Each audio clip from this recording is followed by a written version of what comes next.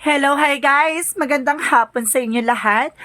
This is Shiva Masagari Channel, a faith healer, also mata reader. So ngayong hapon na to, tingnan natin ano gusto sabihin sa inyo ng ating mga gabay. This is Archangel Raphael messages for the sign of Leo. So Leo, welcome to my channel. Ano kayang messages sa spirit guides ang ating masasaga for today's video? Kanino naman kayang energy or kaganapan sa buhay ng mga Leo signs ang ating mahagilap? So guys, this reading is a general reading lamang, hindi lahat makaka-resonate. Kung lamang pa makaka-relate sa inyo, and comment down below kung kaninong energy ang ating nasagap. And of course, don't forget to like and subscribe my channel and hit notification bell for more videos updates. Sa mga hindi pa po nakakapag-subscribe sa aking channel, please click nyo na po ang subscribe button dyan sa baba for all bell para updated kayo sa mga videos na i-upload natin every time in every moment. So guys, ito na mensahe sa'yo ng ating mga gabay for Archangel Raphael messages for the sign of Leo. Angel Spirit messages, ano ang mensahe sa'yo ni Archangel Raphael? Bigyan natin ng pasabog at bulabog, no?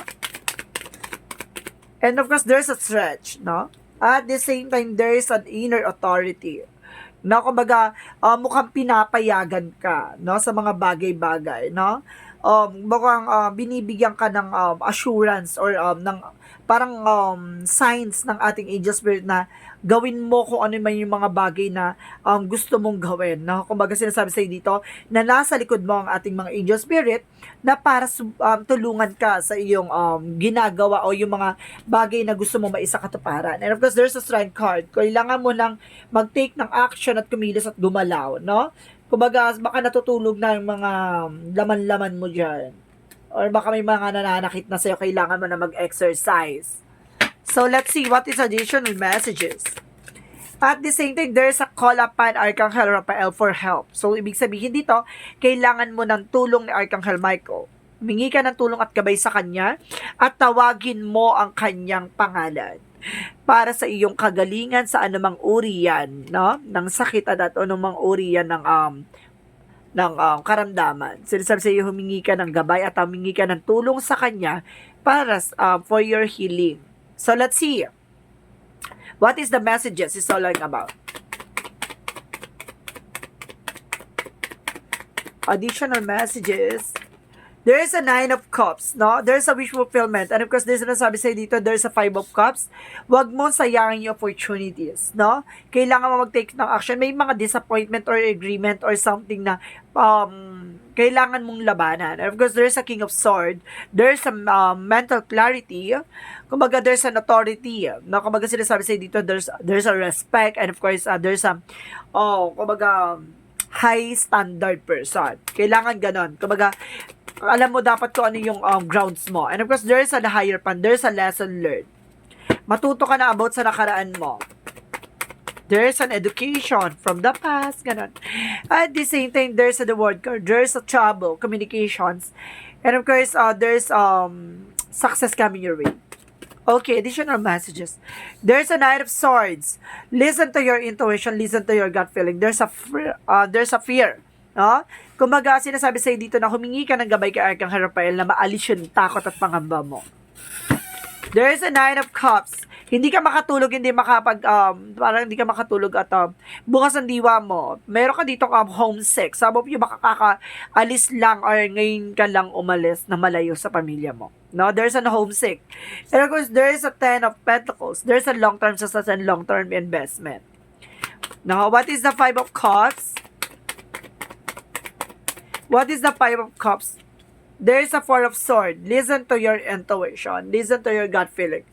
Kumbaga, there's a fear. May mga bagay na kinakatakutan ka, pero sinasabi sa ito, ilaban mo. Huwag mo sayangin yung opportunities kung asang ka man ngayon. What is the King of Swords? There's a temperance. There's a perfect timing or there's a divine intervention. May mga paalala sa iyo ng ating divine na time to heal and of course takes time. What is the High Priestess? There's a King of Wands. Kumbaga, there's a control, no? Kontrolin mo yung mga bagay-bagay. Matuto ka na sa mga nangyari sa iyo from the past. What is the word card? There's a death card. There's an ending and a new beginning. Maaaring matatapos na yung kontrata mo o maaaring magkakaroon ka na panimulang kontrata. No? Kumbaga, there is energy. There is a transformation. What is the Knight of Swords?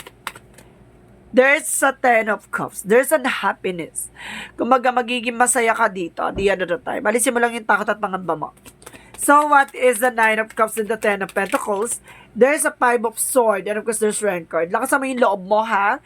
Lakasan mo yung pakiramdam mo. Kasi there's a sabotage dito. Kumbaga, susubukan ka sa sabotahin, no? And of course, there's a Page of Pentacles. There's a manifestation. May mga bagay na makukuha ka, no? Mag-ingat lang, ha? There's a King of Swords. There's a Ten of Wands. There's an obligations, responsibilities. Kumbaga, sinasabi sa dito, maaaring magkaroon ka ng healing sa lahat ng aspeto pagdating sa responsibilities or obligations, no? What is the High Priestess and the King of Wands? Okay, there's a Page of Cups. Listen to your intuition. Listen to your gut feeling, no? Makinig ka kung ano yung nararamdaman mo. Kontrolin mo yung mga bagay-bagay na alam mong hindi makakatulong sa'yo. So, what is the Word card? And the Death card. And of course, there's a Seven of Swords. Okay, there's an information na sinasabi sa'yo, there's a sneakiness. Na may taong kumukuha sa'yo ng information. Let's see what is the Seven of Swords, the Word card, and the Death card. Gusto ko i-clarify pa. Kung cheating ba to or lying or something. There's a Tower moment. Oh, I see. Ibig sabihin dito, may something na parang tinapos ang isang relasyon na nagkaroon ng destruction or chaos, no? Pagkasira. No? Kaya siguro pag alis mo sa ibang bansa o pag uwi mo ng ibang bansa o pag uwi mo dito sa Pilipinas, sira na yung relasyon that because of may cheating, lying, no? Na death card, tinapos na, tapusin mo na, no? Kasi parang nangyari na eh. So, magagawa ulit yon. So, what is the Knight of Swords and the Ten of Cups? There's a Page of Swords. There's an information, no? Get more information na magdadala sa iyo ng happiness. What is the outcome? Kaya pala tinatawag na ni Archangel Raphael dito na kailangan mo ng tulong niya for your healing. Kasi yung puso mo ay talagang naapektuhan, talagang nag-worry ka, talagang hindi ka makatulog. Kumbaga nag-iisip ka, bakit ganito, bakit ganyan. Kumbaga nasira yung tiwala at talagang ginawang ka ng eksena dito na betrayal talaga. And of course, there's a karma. Don't you worry, may karma yan. And of course, there's a King of Pentacles. Be in practicality. Secure mo yung finances mo. Kaya pala there's an inner authority na sinasabi sa iyo dito na lahat ng mga gusto mong makuha, lahat ng mga bagay na kumbaga gusto mong i-manifest ay makukuha mo. There's a karma, no? There's a good luck. Because there's swerte or something na kumbaga pinapayagan ka ng universe, no? Na makuha mo what you deserve. At the same time, there's the Full card. Leap of faith, new beginning is coming. And the Queen of Swords. Makikita mo yung bigger feature of yourself. At the same time, there's an Eight of Wands. There's a lot of messages, email, no? Kumbaga marami kang makukuha mensahe, opportunities na parating sa'yo. Be wise dito, ha? Be wise. So, what is the Yin and Yang? What is the Yin and Yang Oracle card? There's North Node, Purpose, Cosmic, no? Kung ano talaga yung gusto mong gawin sa buhay mo. And of course, there's a trust, divine timing. So, sinasabi sa dito, magtiwala ka. In God perfect time. Time to heal and time to time to takes time, no? And of course, there's a thoughts. Isolation, no? Ang dami pumapasok sa isip mo. Naguguluhan ka. Bakit ganito? Bakit ganyan? Ang daming pumapasok sa isip. Sinasabi sa'yo dito, magtiwala ka. Hindi yan bibigay sa'yo kung mayroong kung hindi makakabuti sa'yo, no? Sinasabi sa'yo dito na nandyan yung life purpose mo. Ano ba talaga yung kung bakit ka umalis, 'di ba? Para makaahon at makabangon. Siguro hindi siya kasama sa pag-unlad mo, no? Kaya siguro nagkaroon ng eksena ganon kasi hindi siya yung taong makakasama mo for long biggest time. At the same time, there is Cupid arrow. Have faith, love is coming. And of course, sinasabi dito, there's a butterfly, no?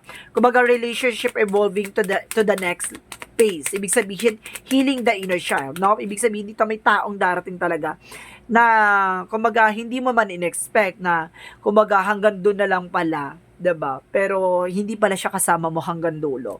And of course, there's an abundance. Makakamtan mo ang tagumpay at there's a gratitude. And of course, kumbaga, keep your mind positive.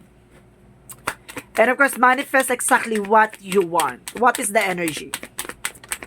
There's a man holding a heart. So, ibig sabihin dito, na may tao talagang hawak ng puso mo. And of course, anxiety, kumbaga, na-stress ka, and of course, there's a fear. Or some of you, there's a Leo man na may taong hinahawakang puso. Mayroong kang hinahawakan na puso. Or something na parang may taong mahal na mahal mo. And of course, sinasabi dito, there's an adjacent possibilities.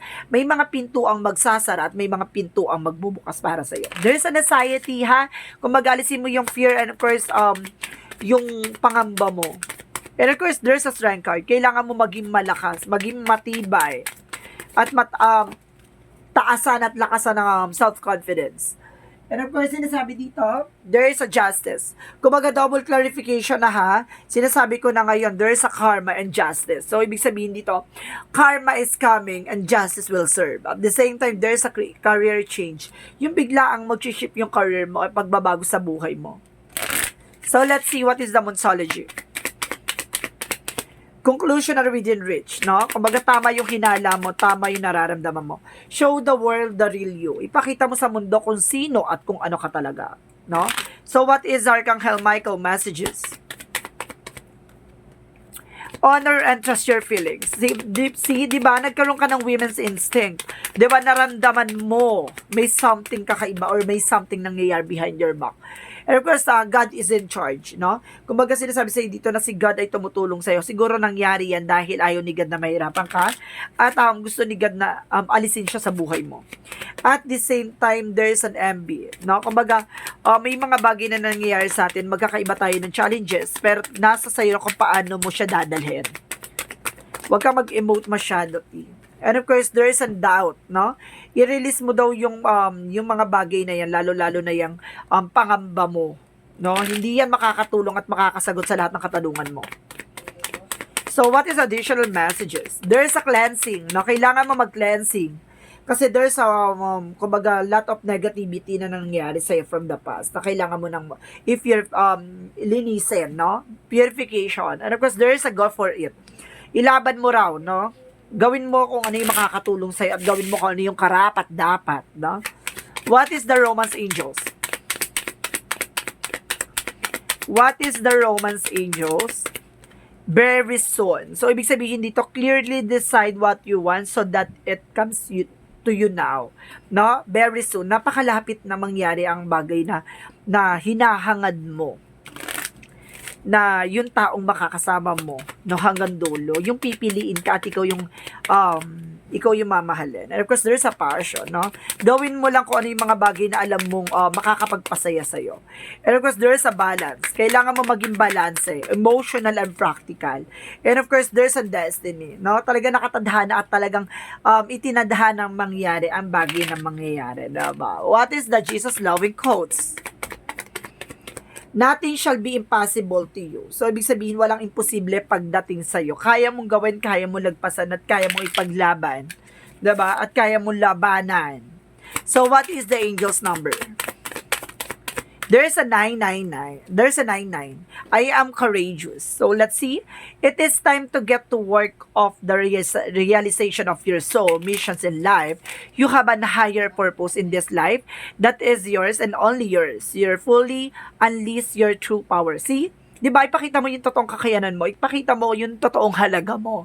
Diba? Kung baga sinasabi sa dito na kailangan mong ipasok sa isip mo yung mga bagay-bagay na nangyayari sa buhay mo ay kalooban ng Diyos yan. Diba? What is the messages of life? There's a self-love. Oh, see? Diba? Pasabog. Today, I love myself fully. I accept myself exactly as I am. I am able to recognize my own divinity and to appreciate, to purify of my soul. I take the time to care of myself. I enjoy myself. I nourish myself. I am kind for myself. I am grateful for who I am. Diba? Pagtanggap. Diba? May mga bagay na, kumbaga, makakasama natin hanggang dulo. Pero may makakasama tayo hanggang dun lang, 'di ba? O kailangan mo lang bitaw at kailangan mo ipaubaya yung mga bagay o sitwasyon na hindi pala para sa'yo. Kumbaga, kung para sa'yo, it's a God will and of course, God purpose at kalooban ng Diyos na mahalin at tanggapin yung mga bagay na mangyayari sa hinaharap mo. So guys, this is the Arcangel Raphael messages for the sign of Leo. So this reading sa journey din lamang, hindi lahat makaka-resonate. Kunin lamang pa makaka-relate sa inyo and comment down below kung kaninong energy ang ating nasagap. And of course, don't forget to like and subscribe my channel and hit notification bell for more videos update. Maraming salamat guys sa panonood and of course, thank you for watching and see you in the next video. Bye-bye and babush!